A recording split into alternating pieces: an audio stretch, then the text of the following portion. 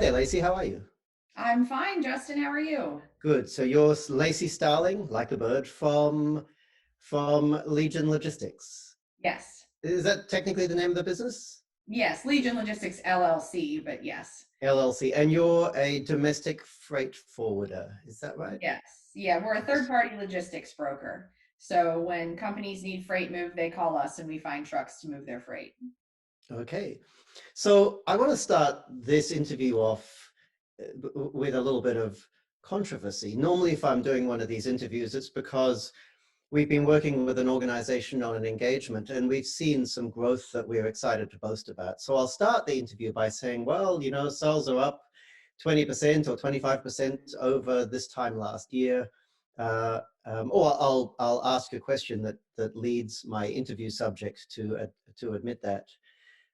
But in your case, I think it's premature to be able to boast about a um, a big or a measurable increase in sales. I could be wrong, but you agreed to do this interview nonetheless, which means obviously you feel that there has been some benefit achieved from us working together for the time that we've been working together. So let's start with the benefit, to the extent there is one. What's been good with the work that you've done with Latanya? So honestly, it has to do with, from a sales perspective, the fact that we're seeing so many more opportunities Uh-huh. to bid on. Our industry is in a recession right now, and price is king. And what that means is we're not going to win as many opportunities as we would in a market that is more, uh, or I guess less price sensitive. However, the way I'm measuring success at this point is the fact that we're seeing 40 new companies to quote every single week from our sales team, which is vastly more than we ever saw before under our old structure. And we may not win all of those, but we're winning some of them. And it's certainly better than we would be doing if we didn't have the SPE system in place. Yeah, so the number of RFQs has increased to an average of 40 a week from. I would say if we had 5 a week before we launched SPE, that would have been a spectacular week. Okay, so that's a fairly significant increase in quotes, but you don't make money out of quoting, even though it's a precursor. I suspect in every case, I suspect in most cases, you're definitely not going to win a new client without quoting. Well, that's not necessarily true. Okay, We A lot of our business is a very short sales cycle, yeah, and so we could quote somebody today and close them today as well. We're closing 2 to 3 customers a week as far as quoting them and then moving freight for them. So on it, since the first of the year, December is traditionally a very slow month, but since the first of the year we've been closing 2 to 3 customers a week, moving freight for them, and they're brand new. So that's okay, also far more than we were doing before. If we were closing 2 to 3 customers a month before, we were happy. okay. So the news is good. It's just premature to point to a meaningful change in sales revenues. Right. Yeah, it's a short. We only stood up the sales team at the beginning of December. So it's been, it's a short time period to look at, but we've been pretty successful in January and the first part of February. So our engagement was a fairly short one, about 3 or 4 months. Yes. We were, I believe Alina said, perhaps the most excited team that she's ever worked with to Yes, you get were. this done. And we move very quickly. And we knew that Yes, we had to because we're in a down economy for ourselves right yes, now. So we have to spend our dollars very intelligently. So that means if we bring on a consultant, we have to like wring every drop of worth out of it and then move on pretty quickly if we need to. yes, And yes. Latanya was fantastic at recognizing that and working with us under those circumstances. Yeah, yeah. Well, it's a balance for the consultants. Obviously, we encourage them to retain engagements as long as possible, but we also put a lot of pressure on them to manifest results as quickly as possible. So, uh, there's kind of a happy medium in the middle there somewhere. So, tell me, what did you do specifically that resulted in that dramatic increase in requests for quotes? So I think the best way I've heard it phrased is one of the members of my sales team last week before you came in and brought V Tiger and brought SPE, we were just keeping spreadsheets of leads all over the Mhm. place. And there was no way to track follow up. There was no way for us to know when we were supposed to reach back out, besides maybe putting a calendar invite on our calendars.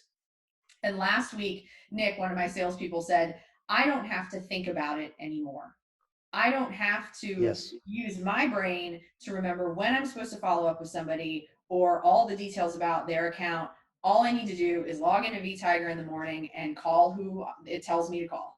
Yeah. And we've done the pre-approach emails, which have been really successful for us. We're getting people who are reaching out to us on a pre-approach email before we can even call them. So within Mhm. an hour, they're reaching back to us on a pre-approach email. And I think it's the combination of having a CRM that really works and that does exactly what we need it to do, and then having the system and the process of pre-approach emails and scripts and the 6 to 8 follow-up touches. Before, we Yep. weren't doing that many, Yep. and we were missing opportunities because we're closing customers now on touch 7 or 8. And so Wow. it really demonstrated to us that we weren't touching them enough before we gave up on it. Yeah. So if we walk through the process the way that it's working, the first step is campaign creation, and I think you guys are probably naturally good at that. You took to that like a duck to water. Yes, and we've really enjoyed it. And my campaign coordinator and I, we have our big calendar on the wall now, and we're coming up with more campaign ideas than we can possibly execute. And the discipline there is to say one at a time, let's be disciplined about this. But there are so many leads in our industry that we've never touched too, that I mean, there's just tons of opportunity out there. So And can you give folks an example of a campaign that you did that got a good reception? we're right now in a candy campaign because as we're Candy? videoing this, yeah, candy. As we're videoing Okay. this, it's tomorrow is Valentine's Day, right? As we're shooting this video, and then in 6 weeks we have Easter, and so candy companies are moving literally tons of candy, Uh-huh. and we came up with a very short and sweet pre-approach email, and we've been making calls. Yeah, and with a catchy subject line, and we've been making calls, and we've closed 2 candy customers just in the last 2 weeks. And it's just that kind of very targeted campaign that's been very successful for us. Yeah, and that's what struck me when we first started talking about campaigns, what you guys were naturally good at, and a lot of our clients struggle with that. And I think you instinctively recognize that you needed to have specific propositions for tightly targeted market segments. Otherwise, you just don't have a basis for a conversation. Exactly. And having that in the pre-approach email and then making sure the script reflects that, and then role playing the script for Yeah. a few days before we get started, all of that has worked together really seamlessly for us to create messaging that customers respond to. Yeah. So to continue the walkthrough through the process, you have the campaign planning, you come up with a specific proposition for a market segment. You train the salespeople and role play. I guess prior to that, you have to build the campaign. So there's the creative and the list compilation. Talk about Yes. those two. So the creative, our emails that we send out, we went with a very basic style. So Yeah. they're not overly creative, which is fine. We really focused in on making it short to the point because most of the people that we're talking to are very busy and they have a Yeah. very hectic day. And then the list creation And has been it's not the sort of product or the service, I should say. It's not the sort of service that benefits from dramatization. no, It's no, not we've like you're been great. selling, children's toys or fashion or something. Yes, there's no visual element to it. There's nothing that we can put in there that's particularly compelling from that direction, Mm, which is fine.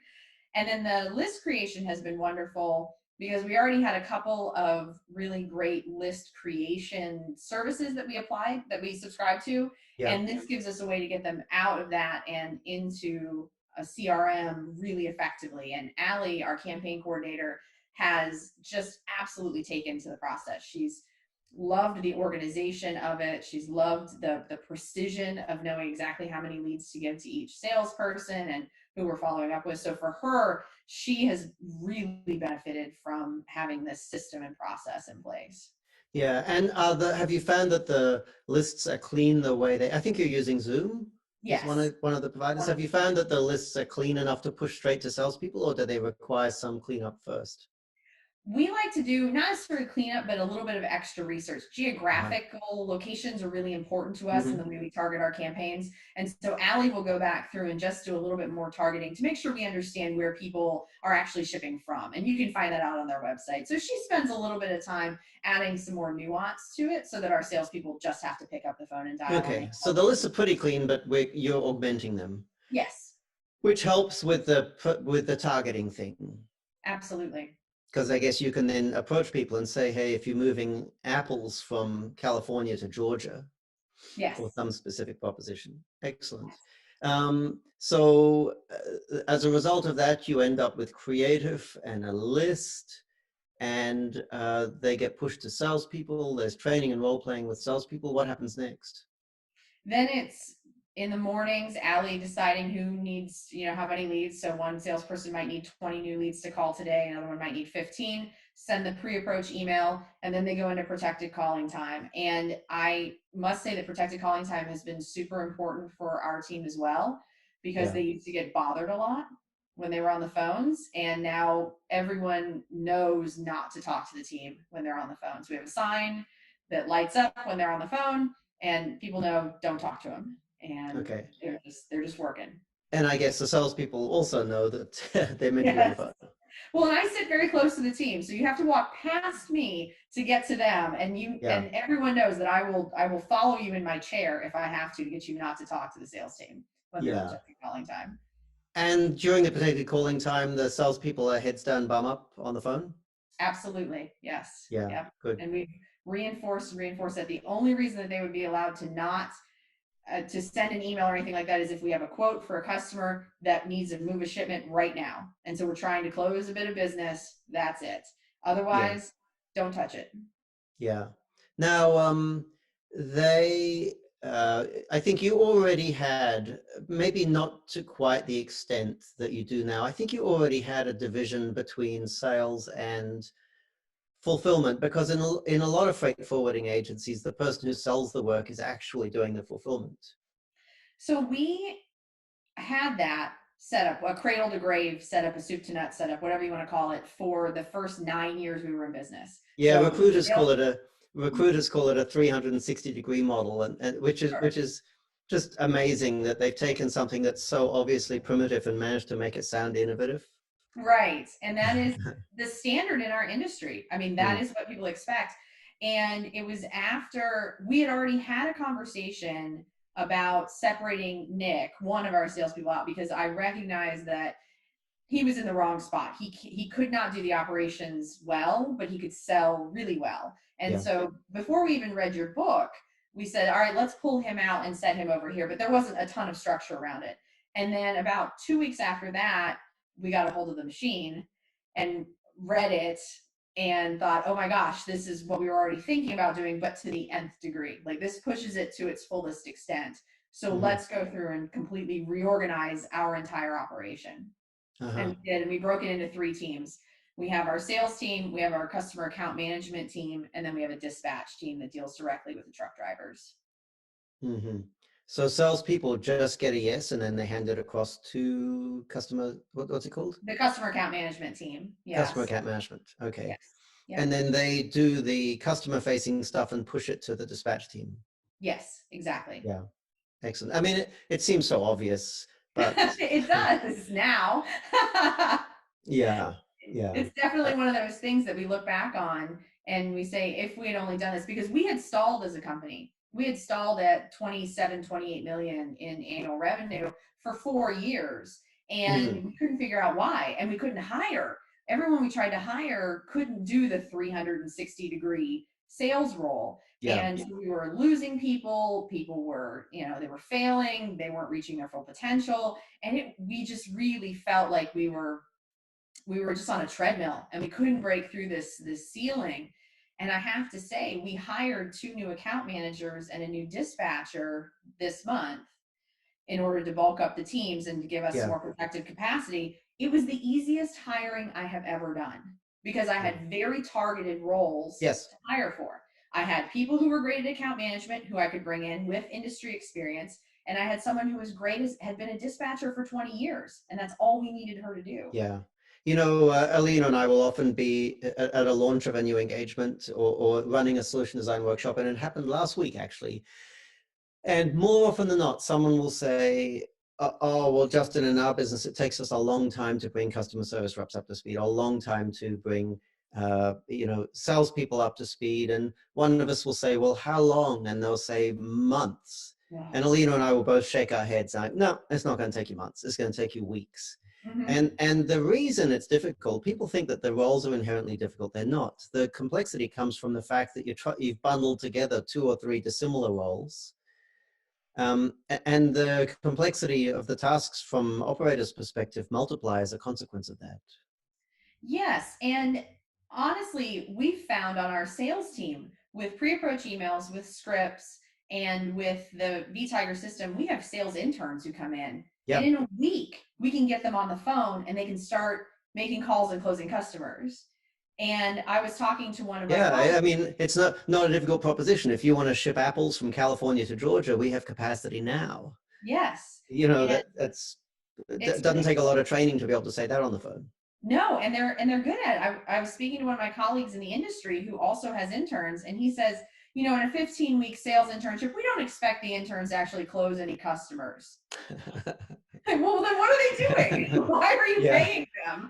And So you how said, well, do you we give them the first day to not close any customers, but from day two onwards, they're closing.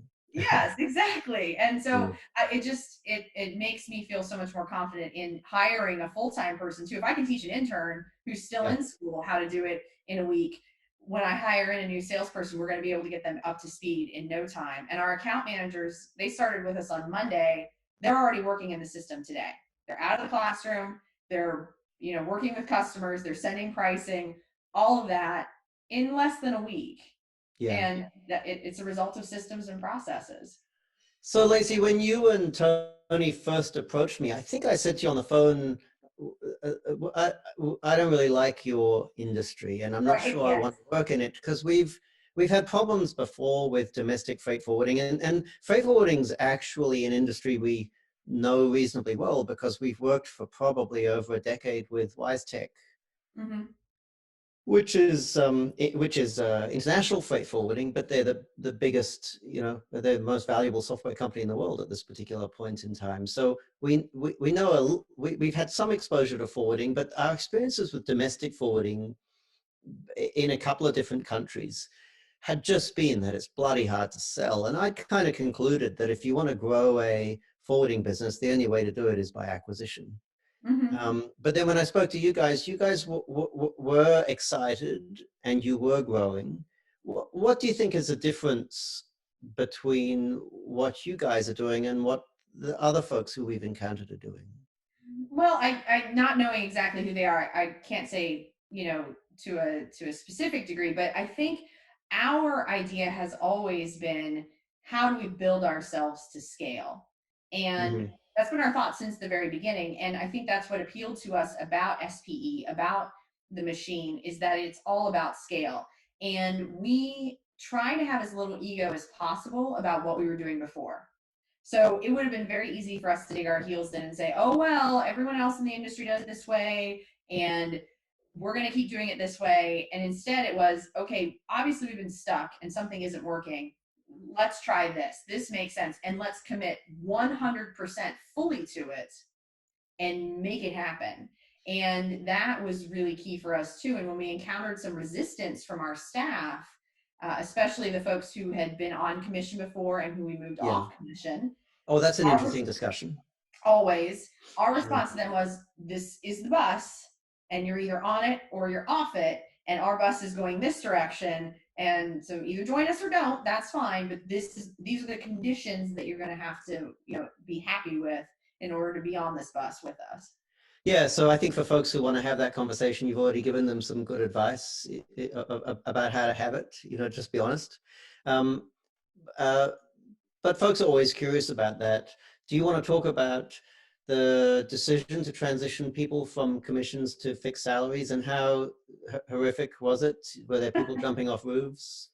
So for our salespeople, who you would Mm, think, the people who were going to be sitting in the sales seat, who you would think would have the greatest degree of resistance to it, they were the most happy with it. Our two yeah. salespeople and I know Nick will kill me for saying this. Nick got teary eyed when I told him we were putting him on straight salary because his language around it was we trusted him to do his job enough that we were willing to give him a Yeah. salary. And we Yeah. do. And he's great. And he's been doing great.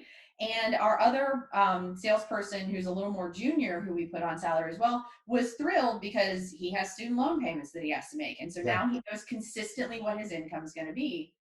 For our account managers who had existed in the system probably longer, it was a very interesting transition that we had to go through. And we got more resistance from that team. But what we found is as we go out into the market to hire new people, Yes. they are thrilled that they Yeah. only have to do account management. And where we've pegged our salaries, because we did a lot of research, where we've pegged our salaries, they feel that we're being fair and that the salary is as generous as they need it to be in order to be satisfied with the amount of work that they're doing. And so I think on a go forward, it's going to be much easier to hire people into that role.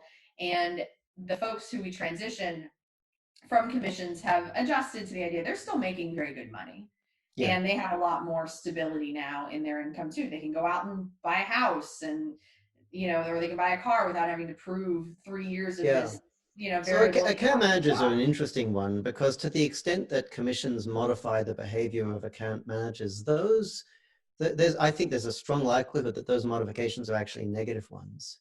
Because Yes. the number one thing that you want your account managers to do is not hunt for new business, is to do a damn good job of looking after the business that you've already got. Because that's probably the primary determinant of future business. Yes. And what we Not found is hungry, not hungry account managers chomping at the bit. no. What we found is there's an intrinsic personality trait toward Yeah. customer service. And I think people either have it or they don't. Some people are very customer service focused. And Mm-hmm. those folks are going to give good customer service whether they're earning $10 an hour or they're earning straight commission. And the same applies to sales too. Some people are Exactly. going to sell regardless. I always say, I play tennis with a lot of salespeople. You would think, based upon their rhetoric, that they have no interest in winning on the tennis court because they don't stand to earn an incremental paycheck. But Right. guess what? They're just as competitive on the court as they are, off. Absolutely. And I remember a conversation you and I had early in our engagement together when you asked if our salespeople were getting burned out because you were concerned about burnout for inside Mm-hmm. salespeople banging the phones all day. And so I went back to my salespeople and I asked them, "Are you feeling burnout? Are is this too much of a grind?" And their response to me was, "No, I get to do what I love all day long. I get to Yeah. pick up the phone and talk to people all day long, and you pay me for it." Yeah, it's And like if you say to that's a the software way. engineer, "Do you get tired of coding?" They'll say, "No, idiot. That's what I am, a software engineer." Yes, yeah. Mm. And I think we place too much emphasis on sales being hard because sometimes as hiring managers, it's not what we would want to do. So we Mm-hmm. think that we have to pay these outside salaries or we have to pay commission because we wouldn't necessarily want to do that, right? Yeah.